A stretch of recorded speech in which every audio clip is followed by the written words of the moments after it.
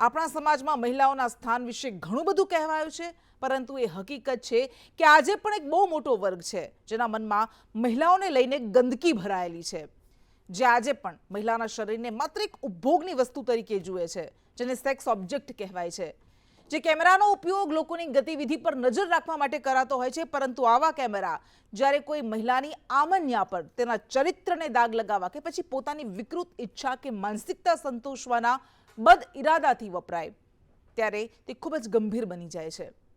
મહિલાઓને ખબર પણ નથી હોતી કે તેમના પર કોઈકનો ગંદો ડોળો સતત નજર રાખી રહ્યો છે। હોટેલ, રેસ્ટોરાં કે મોલ્સના ચેન્જિંગ રૂમમાં આ પ્રકારના જોખમ પર અવારનવાર વાતો થતી રહે છે, પરંતુ હવે આ જોખમ કોલેજ અને છોકરીઓની હોસ્ટેલમાં પણ પહોંચી ગયું છે।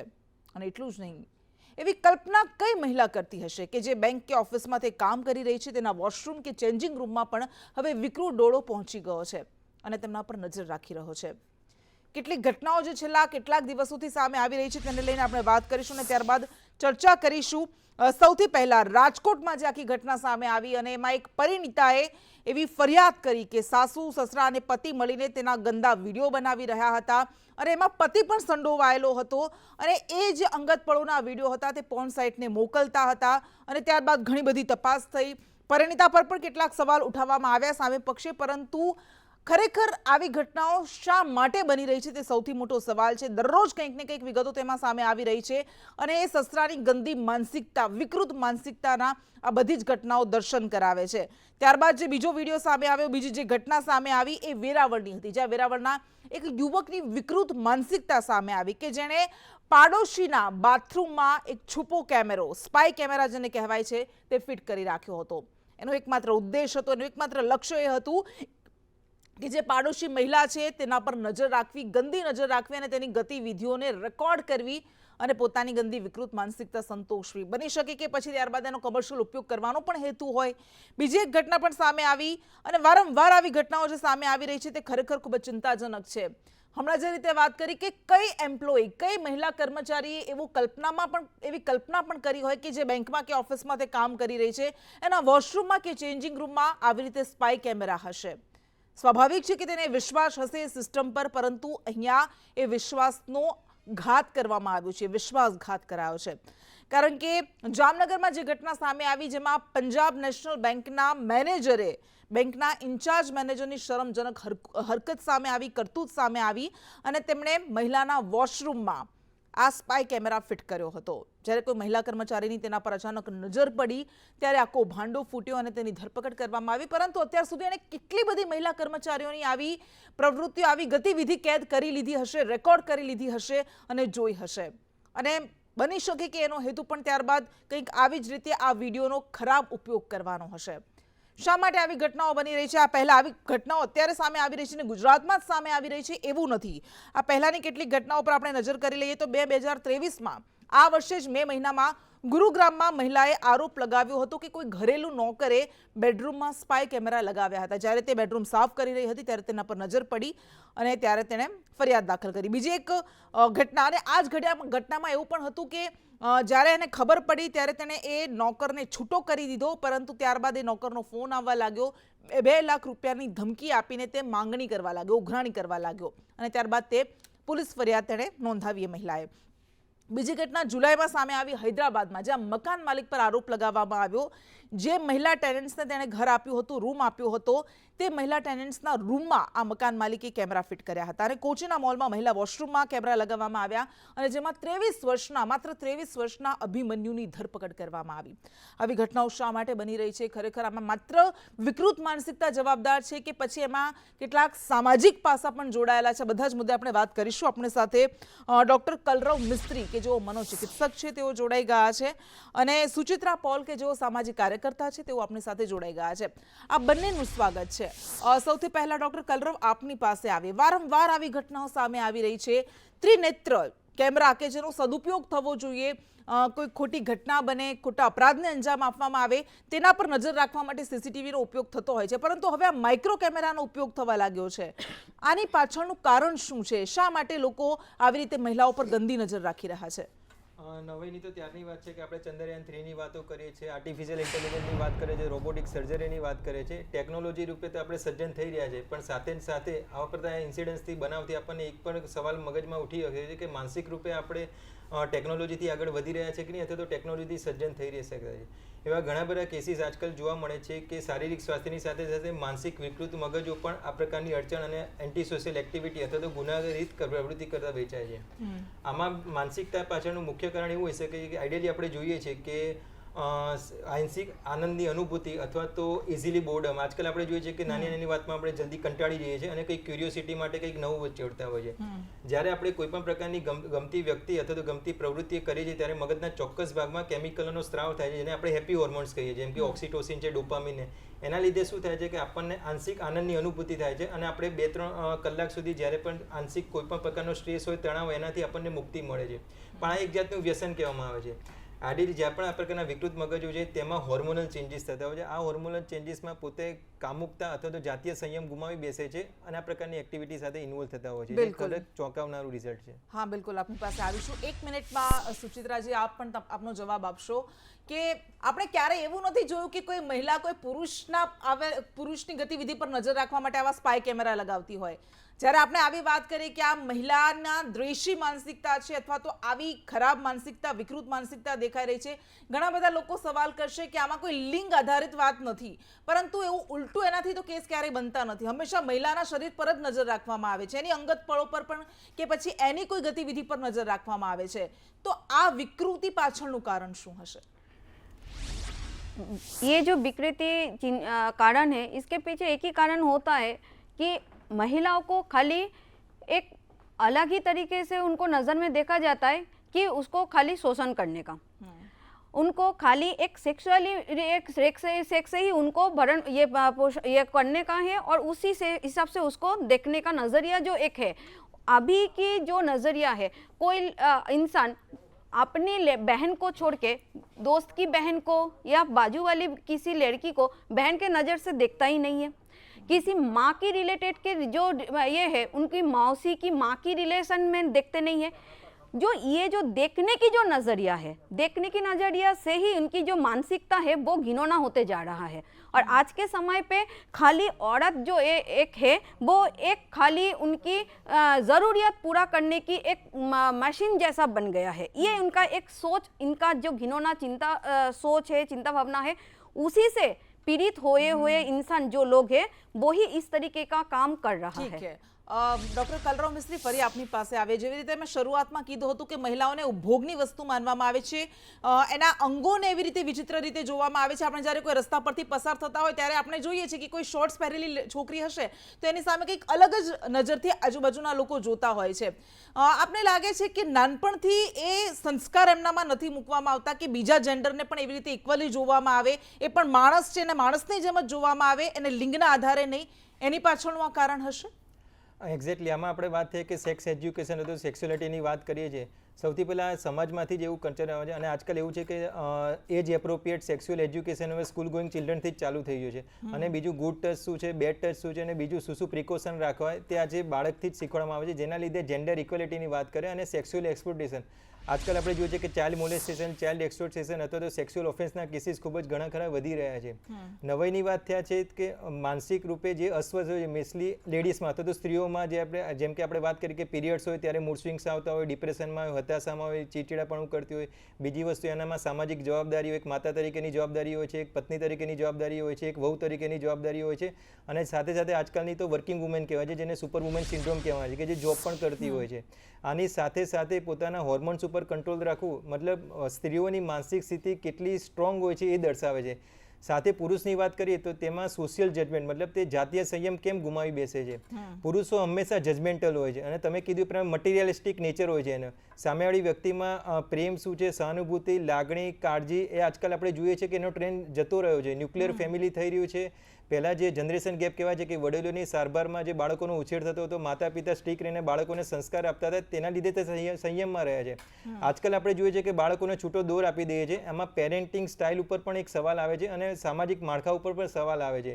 એટલા જ માટે શૈક્ષણિક સંસ્થા અને ગવર્મેન્ટ સાથે મળીને મુહિમ ચલાવે છે. સેક્સ એજ્યુકેશન, સ્ત્રીઓ તો ઠીક છે, સ્ત્રી પુરુષો સેલ્ફ રિસ્પેક્ટ, ડિસિપ્લિન અને એના લેક્ચર લેવામાં આવે છે. ગવર્મેન્ટ અને પ્રિન્સિપલ અને આગળની શૈક્ષણિક સંસ્થા એવું કહે છે કે 2025-30 વર્ષમાં તો આર્ટિફિશિયલ ઇન્ટેલિજન્સનો જમાનો છે. તમે સાયન્સ મેથ્સ તો શીખવાડવાની કોઈ જરૂર નથી, એ રોબોટિક અથવા તો ઇન્સ્ટ્રુમેન્ટલથી જ શીખી શકશે. આજકાલના બાળકોને તમારા ઇમોશન્સ ઉપર કંટ્રોલ કઈ રીતે રાખવો, તમારા એંગર ઉપર કઈ રીતે કંટ્રોલ રાખવો, સ્ટ્રેસ મેનેજમેન્ટ કઈ રીતે કરવું, તેનો જો સિલેબસમાં જો કરિક્યુલમ કરવામાં આવે તો આપણે તેનું શારીરિક સ્વાસ્થ્યની સાથે સાથે માનસિક ઘડતર પણ એક પરિપક્વ બનાવી શકીએ છીએ, જેના લીધે આગળ જતાં આ ગુનાકારિક પ્રવૃત્તિઓ અથવા તો જે શરમજનક પ્રવૃત્તિઓ કે છે તે સમાજમાં આપણે અટકાવી શકીએ. બિલકુલ. શોભના રાવલ પણ આપણી સાથે જોડાઈ ગયા છે કે જેઓ સામાજિક કાર્યકર્તા છે. શોભનાબેન, આપણી તો એ સંસ્કૃતિની, મહાન સંસ્કૃતિની વાતો થાય છે કે યત્ર નાર્યસ્તુ પૂજ્યન્તે રમન્તે તત્ર દેવતા, પરંતુ એ મહિલા અત્યારે એવી સ્થિતિ છે કે મહિલા એવું નથી ઈચ્છતી, એવી અપેક્ષા નથી રાખતી કે એની પૂજા કરવામાં આવે. એ માત્ર એટલું ઈચ્છે છે કે એને આદર આપવામાં આવે, સન્માન આપવામાં આવે, અને આવી ઘટનાઓ તો કમસે કમ ન જ બનવી જોઈએ. આવી ઘટનાઓ વારંવાર સામે આવી રહી છે અને એવું નથી કે માત્ર યુવકો જ તેમાં સંડોવાયેલા છે. કેટલાક આધેડ, કેટલાક વૃદ્ધ લોકો પણ આમાં આવી હરકતો કરતા હોય છે. તો આપને શું જવાબદાર લાગે છે આવી માનસિકતા પાછળ? આમાં માનસિકતા એવી હોય છે પુરુષ વર્ગની કે તેઓ એ લોકોનું પહેલું તો એ લોકોનું સંસ્કાર, બીજું એ લોકોના આચાર વિચાર, એ લોકોનું એજ્યુકેશન, એ લોકોનું ઘડતર, અને બીજી વસ્તુ કે એ લોકોના જે ફેમિલીમાંથી એ લોકો ડેવલપ થઈ રહ્યા હોય છે, આજુબાજુ એમના મિત્રોનું વર્તુળ, મિત્ર વર્તુળ, આ બધું એ લોકોનું આ બધું ભાગ ભજવતું હોય છે. બીજી વસ્તુ એવું હોય છે કે પુરુષ એવું નથી હોતું કે 100માંથી 10% કે 15% પુરુષ એવું માને છે કે સ્ત્રી એક મનોરંજન માટેનું એક રમકડું છે, પણ ના, એવું નથી હોતું.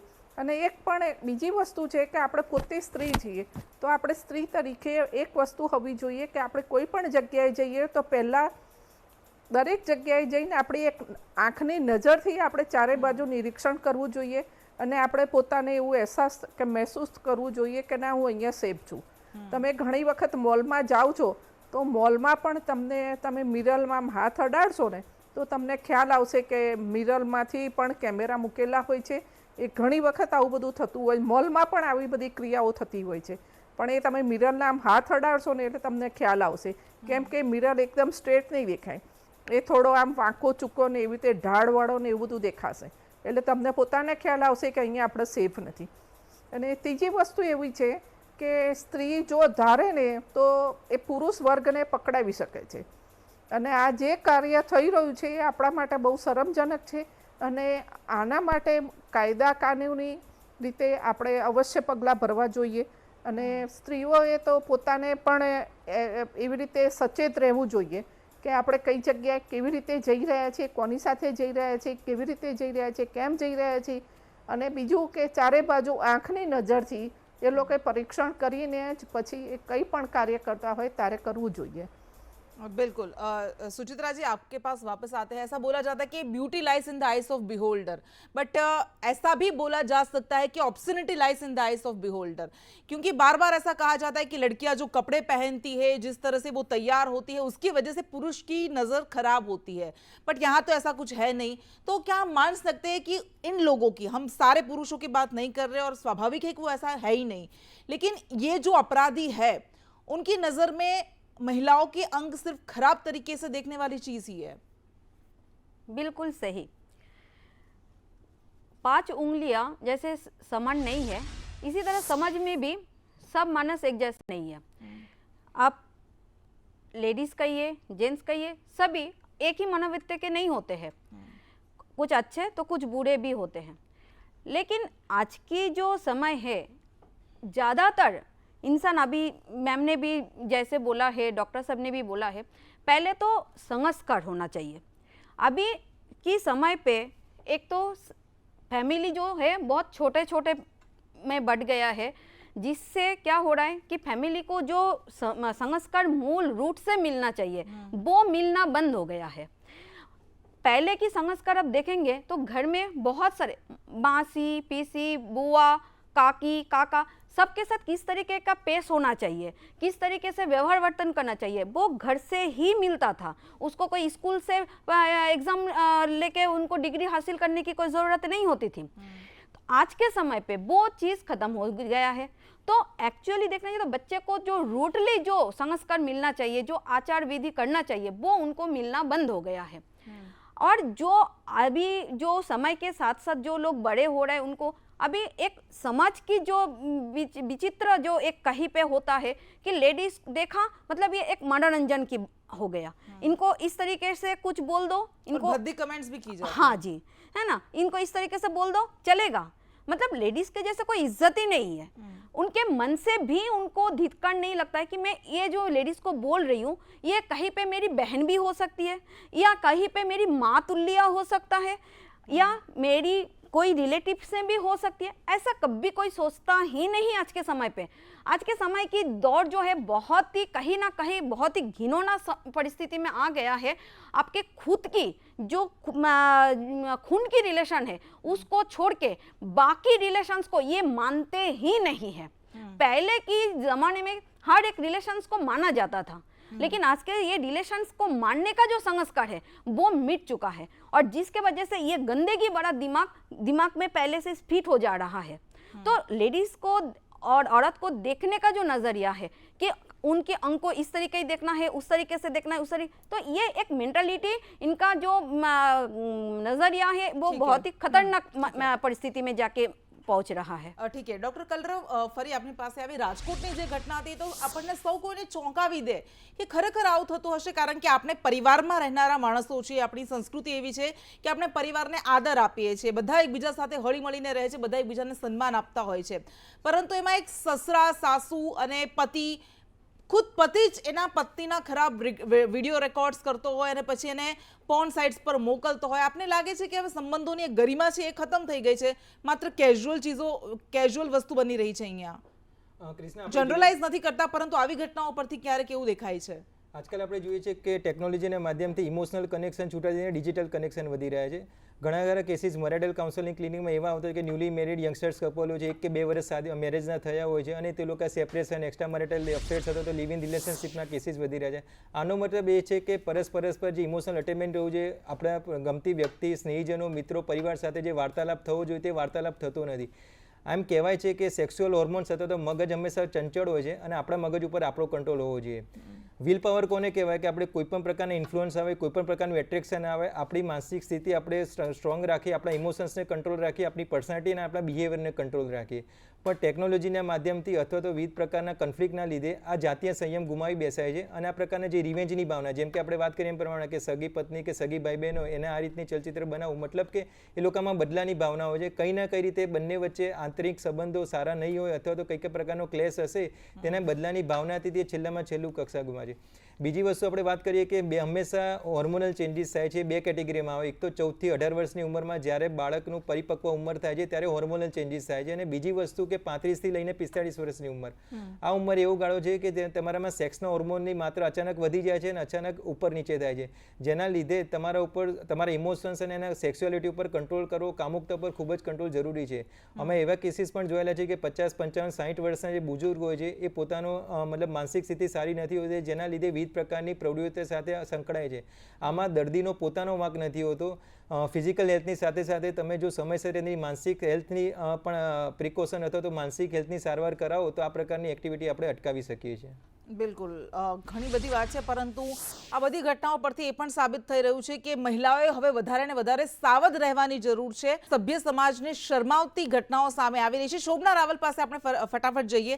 શોભનાબેન, આપ શું ખૂબ જ ટૂંકમાં જવાબ આપશો કે આપ શું કહેશો એ મહિલાઓને, યુવતીઓને, એમને ધ્યાન શું રાખવું જોઈએ જ્યારે કોઈ એક વિદ્યાર્થીની પીજી રૂમ રહે છે અથવા તો કોઈ હોસ્ટેલમાં રહેવા જાય છે અને ખબર નથી હોતી કે આવું કંઈક થતું હશે, તો આપ શું કહેશો કે ધ્યાન શું રાખવું જોઈએ? એને પોતે કોઈ પણ જગ્યાએ હોસ્ટેલમાં રહે કે કંઈ પીજી તરીકે રહે કે કોઈ હોટલમાં રહેતી હોય કે કોઈ એને ફ્રેન્ડના ઘરે પણ રહેતી હોય, તો એ પોતાએ એનું સેફટી એને પોતાની કરવી જરૂરી છે। બીજી વસ્તુ કે છોકરીએ કોઈ પણ વોશરૂમમાં કે પોતાના રૂમમાં જ્યાં હોય ત્યાં એને પૂરેપૂરી ચકાસણી કરવી જોઈએ અને એને કોઈ ગભરાવાની જરૂર નથી હોતી કે કેમ કે પોલીસ પણ એની સાથે હોય છે અને આજુબાજુવાળા પણ એની આજુબાજુ સાથે એની સાથે જ જોડાયેલા હોય છે. અને બીજી વસ્તુ કે એને પોતાએ કોઈ પણ જગ્યાએ એને નાનામાં નાનું પરીક્ષણ કરીને એને પોતાએ ધ્યાન રાખવું જોઈએ કે કોઈ જગ્યાએ કેમેરો તો સેટ નથી કરેલો ને. જો આ વસ્તુ આવે તો એમાં કોઈ કશું થાય એવું છે નહીં. અને ખાસ દીકરીઓ પોતે પણ એવું ધ્યાન રાખે ને એની સાથે એની જે ફ્રેન્ડ હોય એનું પણ એને પોતાએ ધ્યાન રાખવું જોઈએ કે હું વોશરૂમમાં જઉં છું તો વોશરૂમમાં પણ એને ચેક કરવું જોઈએ, ખૂણે ખૂણો ચેક કરવો જોઈએ કે કોઈ જગ્યાએ કોઈક વસ્તુ તો એવી મૂકેલી નથી કે કંઈક તમે મોલમાં જાઓ છો તો મોલમાં પણ તમારે ચેક કરવું જોઈએ કપડાં ચેન્જ કરતી વખતે કે અહીંયા કોઈ વસ્તુ તો સેટ કરેલી નથી. કોઈના ઘરે જાઓ તો પણ તમે એવું ધ્યાન રાખો. ઠીક છે. અને જો આવું તમને કશું પણ લાગે તો તરત તમે પોલીસને કમ્પ્લેન કરી શકો છો અને પોલીસ તમારી સાથે જ હોય છે 24 કલાક અને પોલીસનું કામ કરે જ છે. ઠીક છે. ડૉક્ટર કલરવ મિસ્ત્રી, તમે હમણાં જે રીતે કીધું કે માત્ર ગંદી માનસિકતા જ કારણભૂત નથી, પરંતુ એની પાછળ ઘણા બધા કારણ છે. એમની પરવરિશ પણ એક મહત્વની ભૂમિકા નિભાવતી હોય છે જ્યારે આવી ઘટનાઓ બનતી હોય ત્યારે એ વ્યક્તિની માનસિકતા પાછળ. પરંતુ જ્યારે કોઈ પાડોશીના બાથરૂમમાં આવી રીતે કેમેરા લગાવે, કોઈ યુવક આવી હરકતો કરતો હોય કે કોઈ આધેડ આવી હરકતો કરતો હોય, આપણે પોર્ન સાઇટ્સ પર પ્રતિબંધ છે, પરંતુ તેમ છતાં પણ આપણને ખબર છે કે એ કલ્ચર કેટલું બધું વિકસી ગયું છે. આપને લાગે છે કે આ જે અત્યારે આધુનિક માધ્યમો છે એ પણ મોટો ભાગ ભજવી રહ્યા છે? ચોક્કસપણે. આપણે જ્યારે ઇઝીલી અવેલેબિલિટી નથી હોતી તો એ જ પ્રકારે આવી રીતે સોશિયલ મીડિયા અથવા ટેકનોલોજીના માધ્યમથી પોતાની કામુકતા સંતોષવાનો પ્રયત્ન કરતો છે, પણ એક બેધારી તલવાર જેવું છે. આપણા કંટ્રોલ ઉપર, જેમ કે ઇમોશન્સ છે, બિહેવિયર, જેના ઉપર આપણો કંટ્રોલ હોવો જોઈએ. વધારે પડતું એક્સપોઝરમાં લીધે મગજ એક જાતનું એડિક્શન કહેવાય. જેમ કે ગવર્મેન્ટે પણ ઓફિશિયલી એડિક્ટેડ કર્યું છે કે સેક્સ્યુઅલ એડિક્શન એક જાતનું માનસિક બીમારી તરીકે ઓળખાય. જ્યારે પણ આપણે કોઈ પણ એક વ્યક્તિ પ્રવૃત્તિ આપણે કરીએ છીએ તે વારંવાર કરીએ એટલે મગજને એમાં રિપીટ કરવાનું ચાલુ કરે, જેને આપણે એડિક્શન કહેવામાં આવે છે. તો આ એડિક્શન અટકાવવા માટે ટેકનોલોજીના યુઝની સાથે સાથે એના મિસયુઝ પણ શું થાય છે તેનું નોલેજ ખૂબ જ જરૂરી છે. બીજી વસ્તુ પ્રાઇવસી. આજકાલની જે જનરેશન છે એને અટેન્શન સિકિંગ બિહેવિયર હોય છે. કંઈ પણ નાનામાં નાની વસ્તુ હોય છે, નાનામાં નાનું પોતાનું કંઈ પણ પ્રકારના અપિયરન્સ હોય એને તરત સોશિયલ મીડિયા ઉપર અપડેટ કરે છે અને પોતાને લાઇક્સ અને કોમેન્ટ્સ જોઈએ છે અને એમાં એનું સેલ્ફ એસ્ટીમ ગણાય છે. આ પ્રાઇવસીનો જે સાયબર ક્રાઇમવાળા અથવા તો સેક્સ્યુઅલ ઓફેન્સવાળા હોય છે તેનું મિસયુઝ કરતા છે. હવે તમે ગમે તેટલી તકેદારી રાખો, તમારી જો પ્રાઇવસી સોશિયલ મીડિયા ઉપર ઇઝીલી અપલોડ હશે તો મોર્ફિંગના યુઝથી તમે ઇમોશનલી બ્લેકમેલ કરવાના જ છે.